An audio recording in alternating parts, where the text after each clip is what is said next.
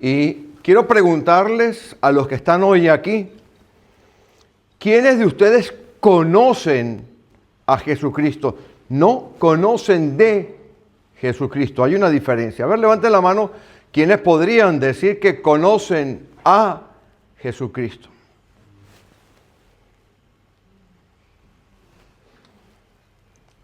Usted no levantó la mano. ¿No importa? Porque hoy vamos a hablar del amor de Jesucristo, del amor de Dios. Esas frases, amor, que son tan repetidas muchas veces. Sí, porque es que me da aquí en la pupila. Y después me brillan los ojos como un gato. Hoy vamos a hablar del amor de Jesucristo, del amor de Dios, que es el amor. Porque en este mes que estamos celebrando, a ver quién me puede decir. Muchas gracias. Es un acto de amor y de misericordia, ¿eh? Sabe que se me seca la garganta. A ver, dígame, viviendo en el amor de Cristo, ¿no? Muy bien. Tengo que hacer un brevísimo recuento porque aquí hay personas que no han estado en la vigilia, ¿verdad? Cuando yo he estado enseñando, yo sé que desde este púlpito se ha estado enseñando acerca del amor, pero es mi obligación para darles un contexto, hacer un pequeñísimo y muy rápido recuento de lo que hemos estado hablando o lo que particularmente he estado hablando yo del amor.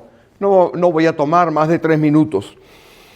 Pero antes de eso, le voy a pedir que me acompañe, por favor, en su Biblia, busque Juan capítulo 13.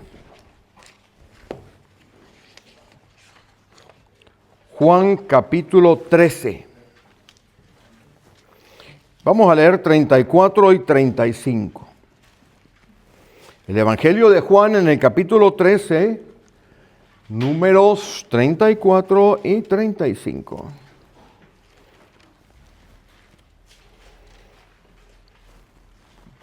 No hay prisa, hemos desayunado bien, ¿verdad? ¿Quién no ha desayunado bien hoy? Todos hemos desayunado bien. Tenemos combustible y gasolina como hasta las 4. Yo terminaré de predicar sobre las 3:30. Así que tenemos hasta esa hora. ¿Lo tienen?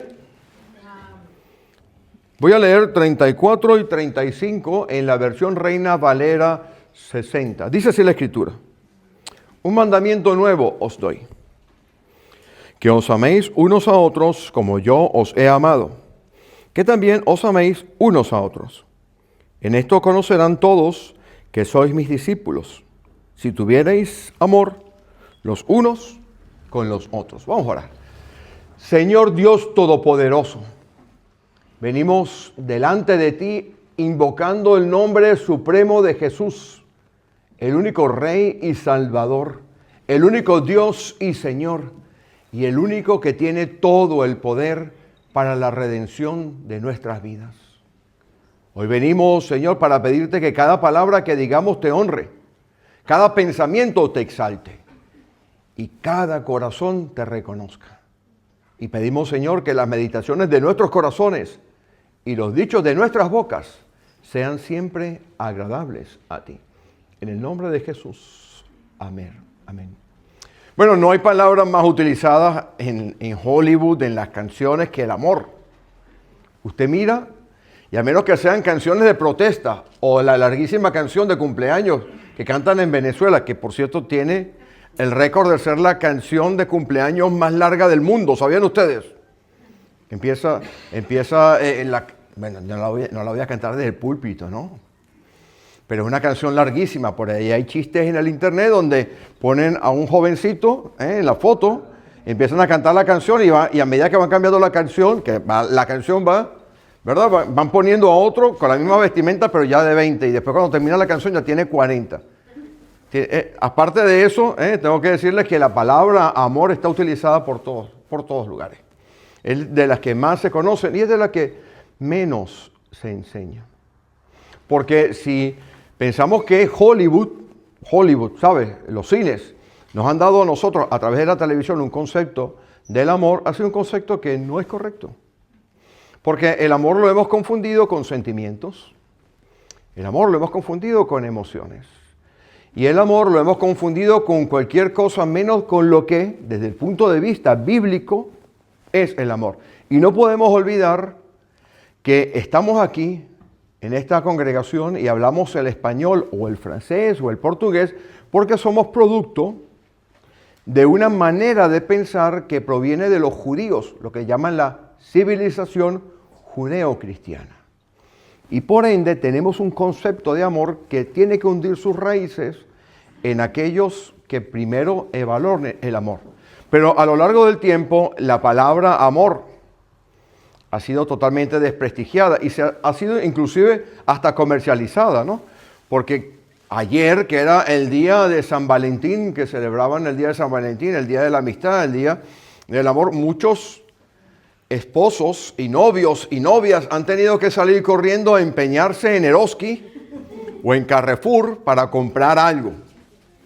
Yo le doy gracias a Dios porque mi esposa no es de esas.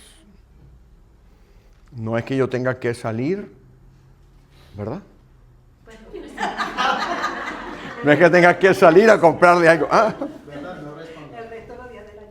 El resto de los días del año sí, pero esta vez no. Así que vamos a dar un repaso rápidamente de lo que es amor. Explicaba en la vigilia, cuando estuvimos aquí en la vigilia, que cuando los que tenían que escribir el Nuevo Testamento, porque la Biblia está dividida en dos partes, el Antiguo Testamento y el Nuevo Testamento, tenían que buscar de su idioma original hebreo una forma de explicar el amor que ellos habían sentido. No conseguían palabras. Y empezaron a buscar en el idioma que era el más común, en el cual tenían que hablar y expresarse y escribir, que era el idioma griego. Empezaron a buscar palabras que le dieran contenido a lo que ellos habían experimentado, a lo que ellos habían sentido, a una cosa absolutamente nueva que no tenían cómo expresarlo. Y empezaron a buscar y consiguieron que en el griego había una palabra muy común, que era la palabra fileo, para expresar el amor. Esta palabra fileo era una palabra que nosotros la utilizamos en nuestro castellano cuando hablamos, por ejemplo, de que a usted le gusta el cine, usted es cinófilo. Cine y filo, lo une y le habla de una suerte, de una especie de amor. Se dieron cuenta que esa palabra no les iba a funcionar a ellos para darle contenido a lo que ellos querían expresar. Es como cuando a usted le piden, va al médico, ¿no? Y le dice, y le pinchan, dígame, ¿qué clase de dolor tiene del 1 al 10? Los hombres siempre decimos 10. Porque es que no puede expresar el dolor. Las mujeres dicen 3 y siguen. Porque bueno, los hombres y las mujeres tienen un sentimiento, una manera de captar el dolor que es absolutamente diferente. Es algo muy subjetivo. Por ejemplo, yo acabo de salir de una situación de estomacal. Y mi esposa, cuando se sentó al lado mío, estaba preocupada. Yo le dije, preocúpate, que pueden ser mis últimas palabras. Porque sucede que los hombres entendemos así las cosas, ¿no? Pero no fueron. Tenía que pronunciar estas de hoy. Entonces se dieron cuenta que la palabra fileo no le funcionaba. Y decidieron buscar una segunda palabra y consiguieron otra palabra, esas palabras que son muy comunes en el idioma griego, y consiguieron la palabra astorges. Y la palabra astorges es una palabra que significa afecto. Cuando usted tiene afecto por algo. No el amor como tal, porque lo vamos a definir y lo vamos a ver ahora en este mensaje de hoy. La palabra afecto la consigue usted en la Biblia cuando dice que es el afecto que tienen los padres hacia los hijos. Claro, usted y yo consideramos que eso es amor, pero no es el amor bíblico como tal. Ahora lo vamos a explicar. Es un amor profundo, sí. ¿Hay padres que dan la vida por sus hijos? Sí, por supuesto. ¿Hijos que son excelentes hijos? Claro que sí. Pero no tenían suficiente profundidad para poder expresar lo que aquellos hombres habían experimentado. Acabamos de cantar una canción y hemos leído unas porciones bíblicas que hablan de Hechos de los Apóstoles capítulo 2, que es cuando viene el Espíritu Santo y transforma la vida de 120 personas que estaban absolutamente aterrorizadas y que empezaron a partir de la venida del Espíritu Santo, lo que se conoce como el Pentecostés, a vivir un proceso de transformación increíble que les llevó a la muerte. Los romanos no podían entender cómo la gente se dejaba matar de esa manera. Y no solamente en ese periodo, sino que a lo largo de la historia no pudieron entender en los primeros 300 años cómo habían personas que dieran su vida por una causa. Eso era lo que los apóstoles y los que habían experimentado el amor de Dios querían plasmar. Se dieron cuenta que la palabra astorges no les funcionaba y consiguieron otra tercera palabra que era eros. Esa palabra que explicábamos nosotros, que para esta sociedad actual tiene una connotación que posiblemente no sea muy buena. Es una connotación que se utiliza cuando hablamos nosotros en nuestros idiomas. Creo que en el portugués también existirá esa palabra, porque una palabra común es una palabra que está ligada a una emoción, uso las comillas, no muy correcta. Efectivamente, esa era la palabra que utilizaban los griegos para designar el amor que ellos sentían hacia sus dioses. Y poníamos de ejemplo el caso del dios Baco. El dios Baco es el dios de las orgías, el dios de los bacanales, el dios de todo aquello que se constituye en lo que va en contra de la naturaleza del hombre. Y se dieron cuenta que no podían utilizar eso, porque era una palabra cargada de emociones, cargada de sentimientos, cargada de hormonas, cargada de depravación. Voy a usar esta palabra porque lo describe correctamente. Y dijeron, no podemos utilizar ninguna de estas tres palabras para definir, para describir el amor. Y consiguieron una palabra que no estaba, y uso también las comillas, contaminada con significados, con frases, ni con usos que no eran correctos.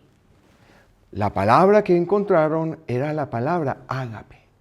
Una palabra que solamente había sido usada fuera de las Escrituras y muy pocas veces, 4 veces. Es decir, no estaba todavía en las Escrituras, en el Nuevo Testamento, pero en lo que era el idioma griego había sido usada 4 veces solamente. Y las 4 veces que había sido usada no tenían ninguna connotación, ningún sabor, ningún color que fuese ni con relaciones con dioses griegos, ni con emociones, ni con nada de lo anterior. Y decidieron dar a esa palabra contenido. Fueron los primeros creadores de contenido. Levanten la mano los TikTokers y los YouTubers. Ellos fueron los primeros creadores de contenido. Y consiguieron la palabra ágape, amor, para describir y darle contenido a algo que era para ellos nuevo. Y que tengo que decirles, mis queridos hermanos y visitantes de hoy, que probablemente la palabra ágape para usted sea desconocida. Probablemente el concepto que usted tiene de amor, el concepto que usted tiene de una relación con quien sea, es un concepto que está alejado y diametralmente alejado de la palabra ágape.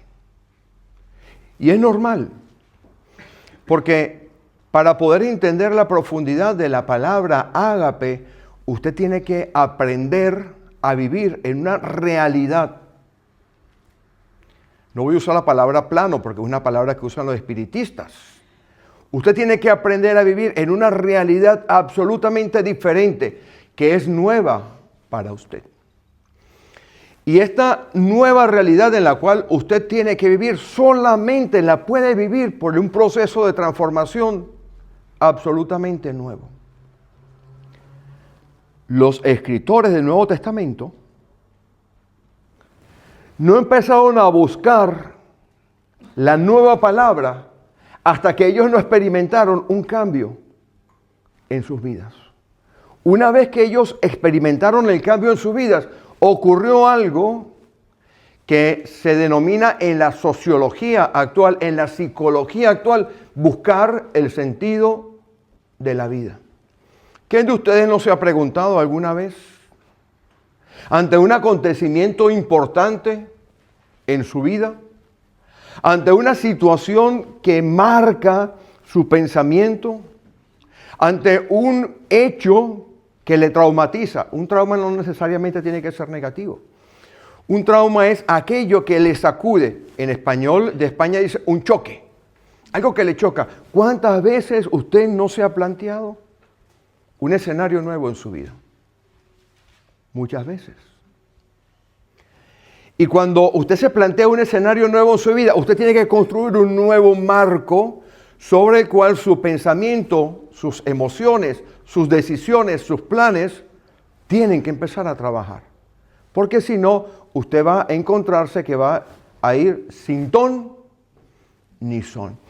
Dicho esto, vamos a empezar a estudiar la palabra amor desde el punto de vista cristiano, bíblico de Dios. Porque para eso estamos aquí. Porque hubiéramos podido ir a una conferencia de filosofía. A mí me encanta la filosofía. Puedo hablar de metafísica. Ya habíamos explicado hace un rato que metafísica, cuando estábamos dando el estudio esta mañana, que metafísica es una palabra que para nosotros suena espiritista, ¿no? A cosas horribles, a cosas como en nuestros pueblos allá en Latinoamérica están ligadas con cosas que tienen que ver con lo oculto, con lo demoníaco. No, la metafísica es una rama de la filosofía que estudia aquellas cosas que existen, y existen en dos tipos de pensamiento. En el pensamiento real, por eso se llama la ontología, estudia el pensamiento real, cosas tangibles que usted puede pensar, puede ver y puede tocar, y la teología, que estudia todo lo que tenga que ver con lo divino, todo lo que tenga que ver con Dios. Yo puedo pasar horas aquí explicando temas porque me encanta, pero yo quiero hoy que vayamos a la Escritura. Que vayamos a lo que nos dice la Escritura acerca del amor. Y lo primero que tenemos que hacer es empezar a definir el amor ágape. Y seguro que cuando yo le dé esta definición, usted probablemente va a decir, la conozco a medias.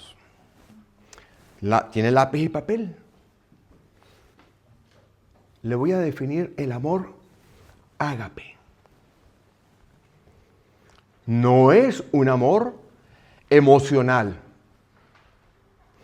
No es un amor relacional en el sentido de padre a hijo. No es en absoluto un amor como muchos de nosotros lo hemos conocido. La definición de amor ágape bíblica es la siguiente. Es una decisión. Ojo con esto. Es una decisión que le lleva a usted a actuar sacrificialmente. ¿Sabe lo que significa sacrificial, verdad? Que le cuesta algo. Sacrificialmente, desinteresadamente, con justicia, con equidad,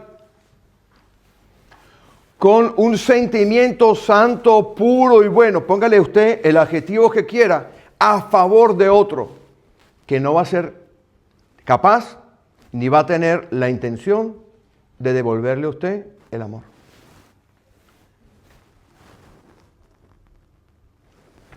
Lo repito. La primera cosa del amor ágape es que es sacrificial. Es una decisión que cuando usted la toma, usted sabe que le va a costar. Que le va a costar algo. El amor de las madres tiene algo de amor ágape. ¿Cuántas madres no hay que se sacrifican por los hijos? El marido roncando y el niño llorando y le dan codazo al marido para que se levante. Y aquellas señoras se levantan por la madrugada, sin importar si tienen que ir a trabajar por la mañana y van, atienden a sus hijos. Es sacrificial, pero aún no es ágape. Es un amor que busca el bien del otro con la clara certeza de que ese otro ni va a querer ni se va a enterar de lo que usted ha hecho.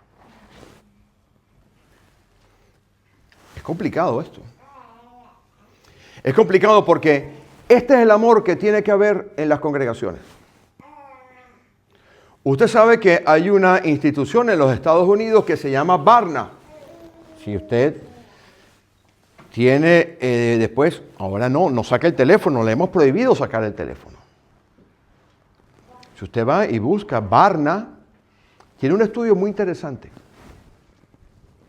Porque hoy vamos a estar hablando de esto. El estudio es muy interesante porque dice que el 30% de las personas que van habitualmente a una iglesia, 30% de las personas que van habitualmente a una iglesia donde se predica del amor, se habla del amor, en un momento de crisis no tienen a nadie dentro de la iglesia para acudir. Esto es grave. Porque esto nos habla de que tenemos un concepto de amor que no es el correcto. Escuche, 30% de las personas que van regularmente, no es un visitante. No es como los que vienen y nos tocan las puertas o consiguen el teléfono del pastor que está en todos lados. El teléfono mío, mi número de teléfono está en todos los avisos. Me llaman y me dicen, Iglesia Bautista. ¿Y yo qué voy a decir? Tengo que decir que sí. Pues yo ya sé por dónde vienen. Mire que yo quiero ir a la iglesia. Ah, muy bien. ¿Y dónde está? Bueno, pues tengo que preguntar dónde está, porque está en Madrid. Lo mandamos por una iglesia en Madrid. No, yo estoy en Tudela. Vale. ¿En qué le podemos ayudar? Esa es la pregunta número 2 que está obligatoria en el cuestionario. Mire, ¿me pueden dar dinero? La señora... ¿Y saben qué? Increíble. Me llama cuando estoy comiendo. Voy a tener que ponerle ahí, no llamen entre tal hora y tal hora. No, mire, ¿me pueden ayudar? Mire, ¿quién es usted? Eso es diferente. Si viene una persona a pedir dinero, la Escritura nos manda que tenemos que darle, pero no nos dice que tenemos que, y esta palabra no sé si en nuestros países se utiliza de una manera inadecuada, pero está en el diccionario y por ende la voy a utilizar porque está aprobada por la Real Academia de la Lengua Española, lengua que me digno decir y me honro decir que hablo. Yo sé que todos la hablamos aquí. Alcahuetear. No vamos a alcahuetear al que viene. Nuestra obligación es, ok, vamos a ver en qué te podemos ayudar, pero tienes que entrar a la congregación. Pero aquella estadística no solamente habla que el 30% no tiene a quien acudir dentro de la iglesia, como dicen en España, tela marinera. Sino que aparte de eso, el 90% significa 9 de cada 10. 9 de cada 10 no desarrolla relaciones de confianza en la iglesia. Y nos sorprendemos porque muchas iglesias algunas veces se llenan de problemas. Porque el amor ágape como tal no lo hemos entendido. Así que yo quiero que volvamos otra vez a esa porción que habíamos leído en Juan capítulo 13. Porque de aquí vamos a empezar a construir este argumento. 13, ¿lo tienen? El Señor Jesús hace algo que a veces pasamos usted y yo por encima. Alguien busca Lucas capítulo 10. Porque como tenemos Santa Cena, vamos a ir así. Pa, pa, pa. El Señor Jesús está con sus discípulos. Esto acontece, Juan capítulo 13, acontece en lo que para nosotros en la actualidad sería la Semana Santa. ¿Sí? La Semana Santa, ¿no? El Señor Jesucristo da su amor por nosotros, ¿no? Vale. Y se presenta a unos discípulos que no solamente en teoría, en la práctica, habían estado con él casi 3 años y medio. Casi 3 años y medio. Habían visto del Señor Jesús cosas increíbles. Andar sobre el agua, resucitar muertos. Si usted va al capítulo 11 de Juan, verá que allí hubo la resurrección de Lázaro. Había visto sanar leprosos. Había visto cómo destapaban los oídos de los sordos. Habían experimentado en carne propia, porque de los que estaban allí, 2 de ellos habían visto la transfiguración del Señor. Habían observado cómo el Señor Jesús se comportaba. Habían estado en aquel momento en el cual, en Lucas capítulo 10, versículo 24 en adelante, el Señor entra en un diálogo, no pierdan Juan capítulo 13, en un diálogo con un joven que le pregunta, ¿y quién es mi prójimo? ¿Se acuerdan? En esa porción, que no la lean porque se la voy a decir, pero la van a leer en casa, hay un diálogo entre el Señor Jesús y le dice, ¿cuál es el mayor de los mandamientos? ¿Se acuerdan? Y le dice, mira la ley, ojo con esto, la ley, Antiguo Testamento. Mira la ley a ver qué es lo que está escrito. Dice, amarás al Señor tu Dios con toda tu alma, con toda tu fuerza, con todo. Y el segundo mandamiento es semejante a este. ¿Sí? ¿Cómo se lee? A ver, ¿quién lo sabe? Ama a tu prójimo como a ti mismo. Ellos lo habían escuchado, ¿verdad? El Señor Jesús estaba citando, no pierdan Juan capítulo 13, el Señor Jesús estaba citando una ley del Antiguo Testamento. Estoy explicando el amor. La ley la consiguen en Levítico 19. Vaya a buscar Levítico 19. No pierda Juan. Vamos a buscarlo yo también y lo leo para que quede. Levítico 19 es el 17 y el 18. El Señor Jesús aún no había ido a la cruz. El Señor Jesús aún no había muerto ni resucitado. El Señor Jesús en ese momento estaba todavía a punto de entrar, en Juan capítulo 13, al proceso del juicio y la crucifixión. Y cuando habla en el capítulo 10 de Lucas, cita el 19:10 de Levítico. Lo voy a leer el versículo 18, lo tenemos todos para que estemos todos en la misma página. Cita aquello y le dice, no te vengarás, ni guardarás rencor a los hijos de tu pueblo. ¿Lo tienen aquí? De este lado, vamos a esperar esta fila. Eso forma parte del amor. Levítico 19. Vamos a leer el 18, directamente el 18, por abreviar. 18, ¿lo tienen? Sí. Vale, dice, no te vengarás ni guardarás rencor a los hijos de tu pueblo, sino amarás a tu prójimo como a ti mismo. El Señor Jesús, ¿qué fue lo que hizo? Leyó el Antiguo Testamento, ¿lo ves? Pero cuando está a punto de salir, cuando está a punto de meternos en la gracia, cuando está a punto de darnos el cambio fundamental, primero a los apóstoles y después a nosotros por el Espíritu Santo, cambia aquello. Por eso es que no logramos a veces entender la profundidad del amor ágape. Vaya conmigo otra vez a Juan.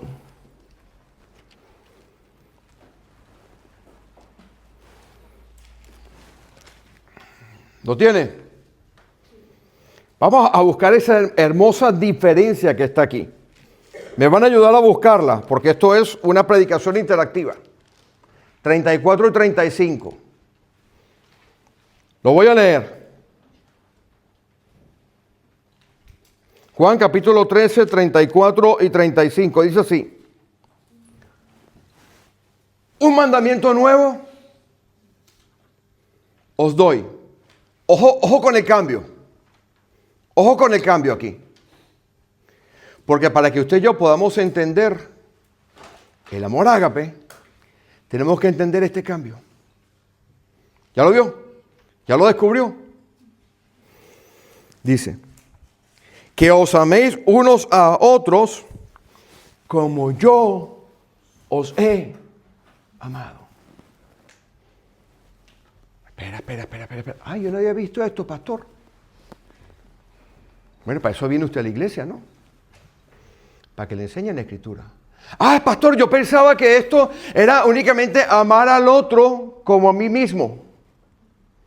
No. Eso es parte. Hemos definido el amor ágape como un amor de decisión. El Señor Jesús, por allá en Juan capítulo 10, dice, el Padre me ama porque yo he decidido poner mi vida por ustedes. El amor ágape no es un amor de emoción. El amor ágape es un amor de decisión, donde yo busco el bien de los demás a una costa de mi bien. ¿Por qué? Porque en este nuevo mandamiento el Señor cambia. ¿Lo ve nuevo, no? ¿Cómo? Dice. No como a ti mismo, sino como Jesús nos ama. Como Jesús nos ama. Esto nos cambia. Esto cambia la definición de amor que usted y yo teníamos. Porque usted y yo nos movíamos en el amor. Ay, el hermano me cae bien. Lo voy a amar.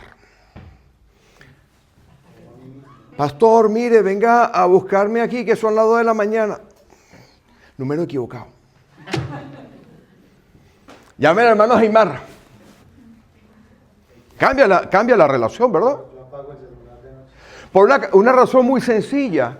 Porque si usted mira en Primera de Juan, en el capítulo 4, usted verá que cuando estos empiezan a darle contenido a la palabra ágape, consiguen que el primer contenido profundo que le pueden dar es que definen la esencia de Dios como amor.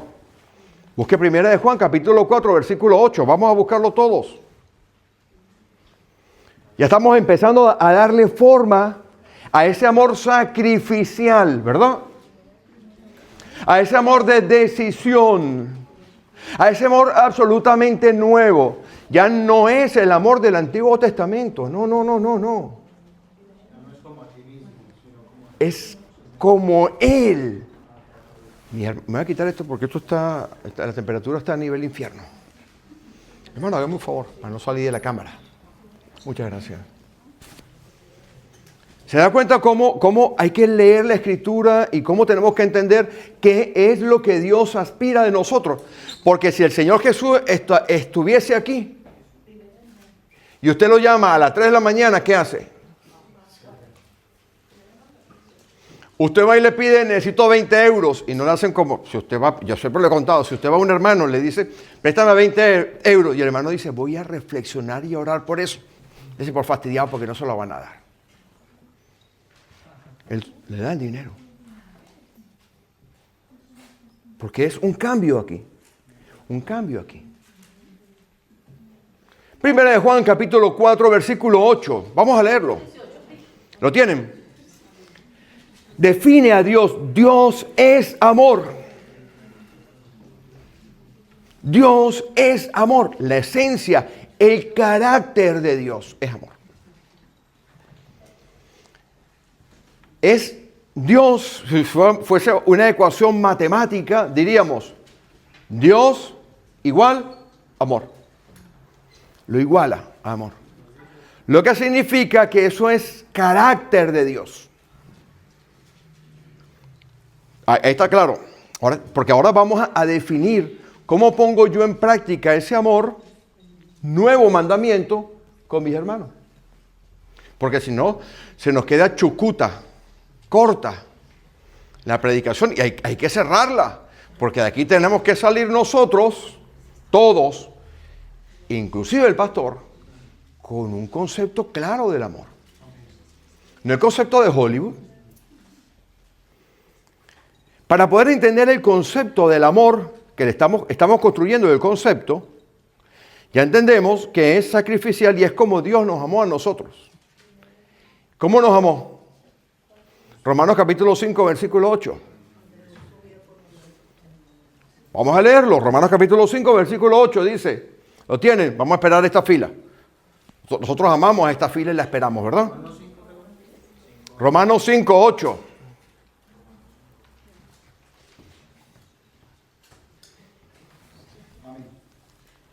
A ver, vamos a esperar a Marta, Andrea y Andrea. Eso es parte del amor sacrificial, ¿no? Romanos capítulo 5, versículo 8. Este hombre, Pablo, que escribe Romanos, es el que escribió con lo que vamos a terminar nosotros ahora. Romanos 5, 8 dice, léalo, mi amor.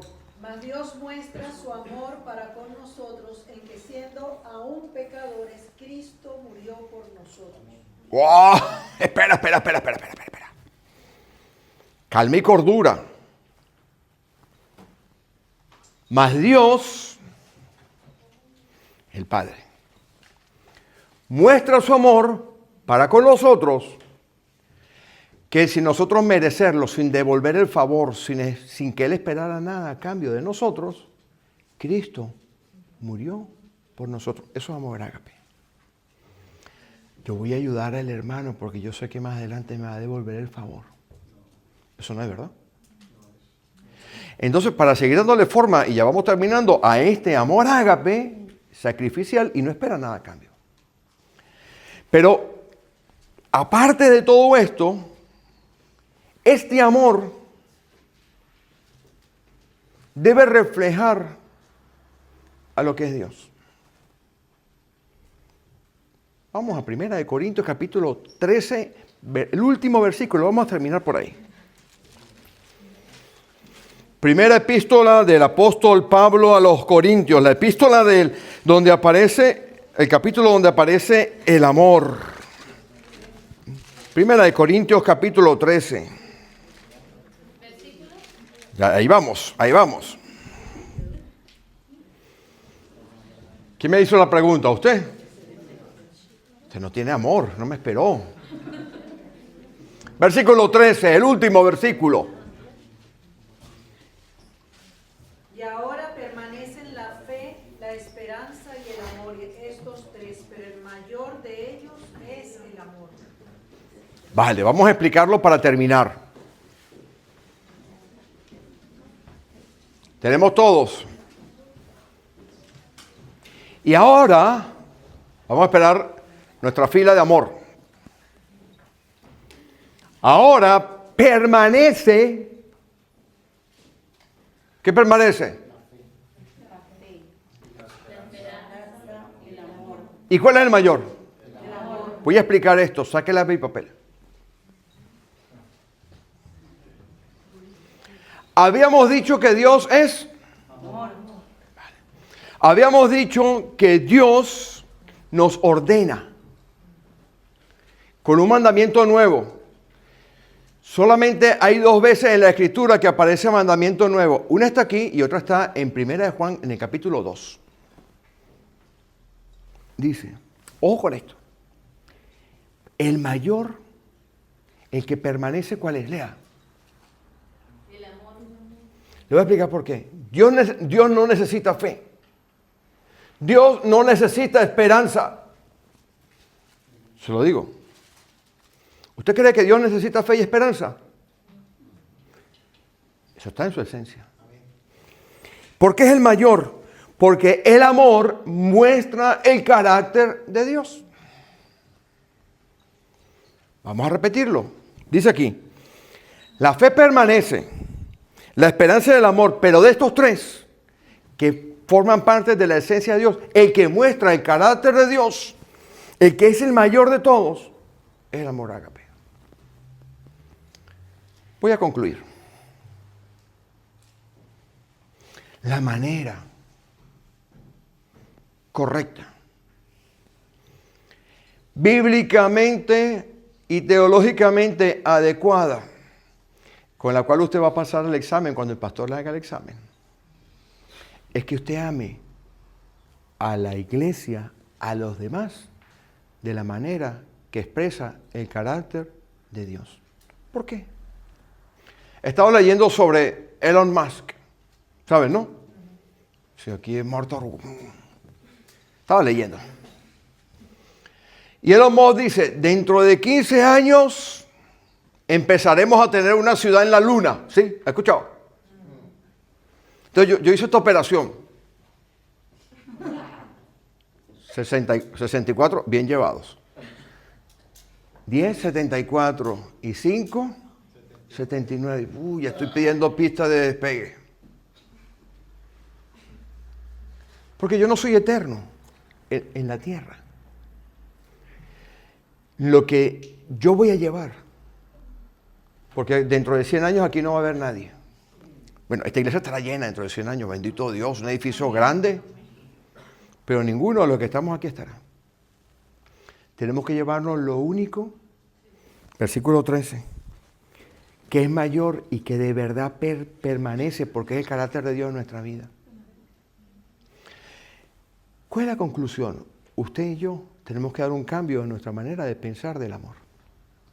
Tenemos que amar a los demás de la misma manera en que el Señor Jesús nos amó a los discípulos, de manera sacrificial. Y yo le hago una pregunta. ¿Está dispuesto o dispuesta usted hoy a dejar de lado el conocimiento que usted tiene sensorial? La palabra que se usa en este aspecto, sensual. Sensual no es una palabra mala, es una palabra que significa lo que entra por tus sentidos. Emocional, que es así. Pero cuando uno está de novio o de novia, los primeros 20 años de noviazgo. Los primeros 20 años de noviazgo, mi amor, mi vida, ay sí, mi amor. ¿Verdad? Yo no. Está diciendo que sí. Pero el año 21 ya es un amor emocional, de hormonas.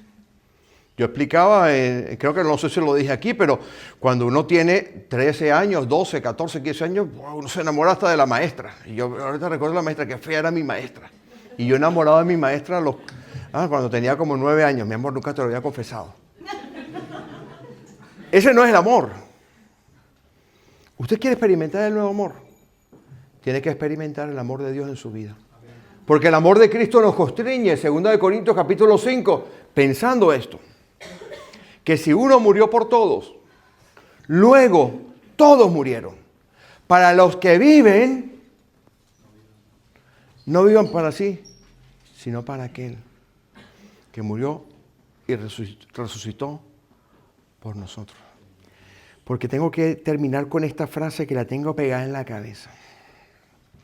Esta es una frase importantísima para que usted mantenga el amor constante. Le encanta a mi esposa esta porción.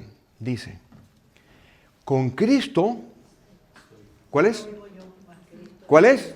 Ya no vivo yo más Cristo. Por la porción. Gálatas 2:20. Léale un segundo, que vamos a terminar con esa. Vamos a cerrar con esa. Porque esa es la clave para que usted se mantenga. Saque el lápiz y papel del predicador, porque hoy han aprendido dos cosas. Hoy han aprendido que tenemos un mandamiento nuevo y van a aprender una segunda cosa aquí. Y no es que me esté colgando ninguna medalla, es la lectura de la Escritura. Con Cristo estoy juntamente crucificado y ya no vivo yo. Y lo que queda por vivir, ¿esa fe de quién es? ¿Suya? La fe de Él. En la fe de Cristo. Esto es brutal. Lo que significa que usted no puede confiar en su fe. Usted tiene que vivir en la fe de Él. En la que Él tuvo. Ya lo está viendo, ¿verdad, María Nelsi? ¿Verdad que le hemos pasado por ese versículo muchas veces y no lo hemos captado? En la fe de Él. Entonces, la fe de Él viene a mi vida cuando en Gálatas capítulo 5 empiezo a sacar el fruto del Espíritu. Y el fruto del Espíritu, el primero es amor. ¿Quiere experimentar eso hoy? Vivir en la fe de Él, no en la suya. La suya es emocional. La suya es cambiante. La suya es transaccional. Si no me das esto, ya verás.